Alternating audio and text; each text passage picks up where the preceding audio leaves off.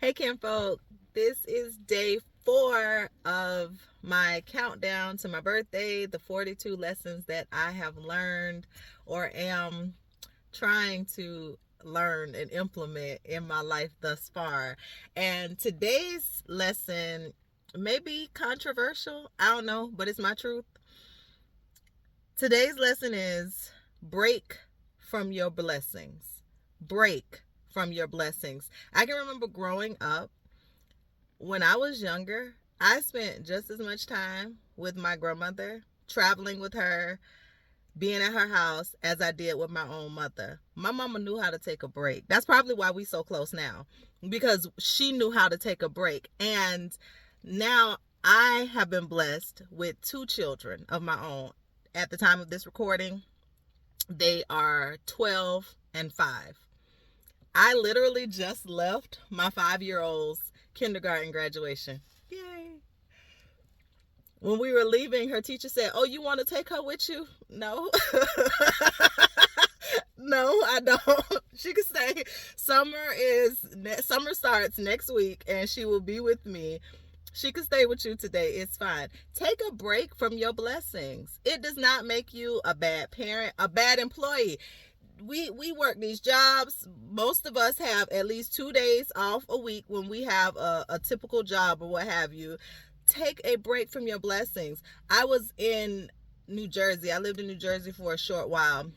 I got to see snow. This Florida girl got to see snow, and it was the most exciting thing ever. So beautiful. I remember the first time it snowed, we pulled up the blinds in our room, me and my babies, and we sat on the bed and we watched it. Like, we literally watched snow fall and cover the ground like it was a movie, and we were so content because it was so bizarre. It was something we had never seen before. But one of the pastors at the church where I belong, he was complaining. He's like, "I gotta shovel this snow," and it was just like, "Oh, you got a house." Those are things homeowners have to do. But he maybe he needed a break from his blessing. Maybe he just needed to come to Florida, be a snowbird, and enjoy the sunshine during the snow days up there. He could enjoy 50-degree weather down here. Break from your blessings. It's not selfish. It's actually, I went to the Bible.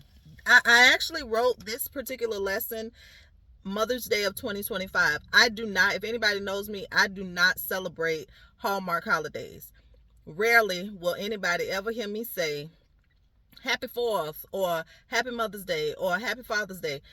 I feel like they are Hallmark holidays. I try to celebrate people throughout the year and tell them, "Dang, you are a phenomenal mom. You are," just like trying to celebrate people throughout the year.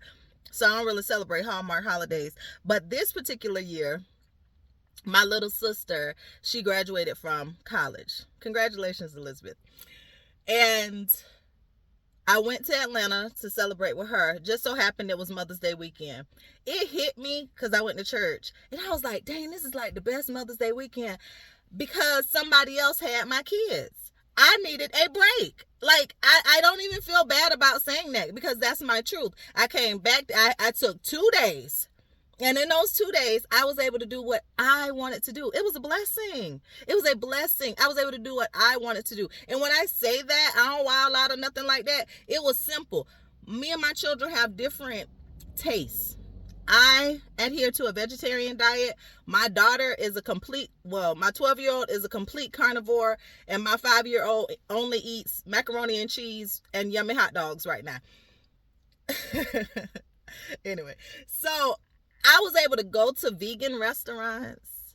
I was able to exercise in the room by myself. I was able to hang out with a friend. I was actually able to do the things that I wanted to do without, "Hey, what's on your calendar? Can you keep my kids?" No, they were taken care of. They were with their grandmother.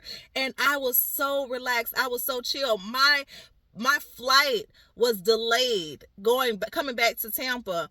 And I just walked leisurely through the Atlanta airport. It's beautiful. If anybody ever gets a chance to do that, please do it.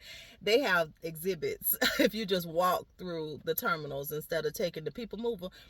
It was so beautiful, but I wouldn't have been able to do that if I wasn't taking a break from my blessings. In the Bible, God himself advocates for taking a break. In Exodus chapter 34, verse 21, it says, you are, and this is God talking to Moses. You are to labor 6 days, but you must rest on the seventh day. You must even rest during plowing and harvesting times. These are instructions that God himself gave to the people.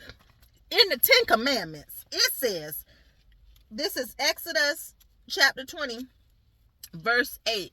It says, remember the Sabbath day to keep it holy. You are to labor 6 days and do all your work, but the seventh day is a Sabbath day to the Lord your God. You must not do any work. You, your son, your daughter, your male or female servant, your livestock, or the resident alien who is within your city gates. For the Lord made the heavens and the earth, the sea and everything in them in 6 days. Then he rested on the seventh day.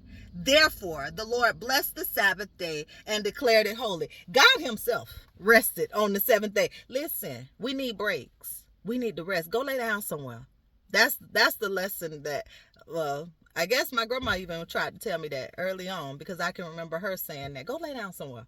Like, oh, okay. I thought I was just getting on her nerves, but she knew I needed, maybe she needed the rest too, but she knew I needed the rest. So today, remember, take a break from your blessing. It doesn't make you a bad employee, a bad parent, a bad whatever title you want to insert there. Break from your blessings. Love y'all.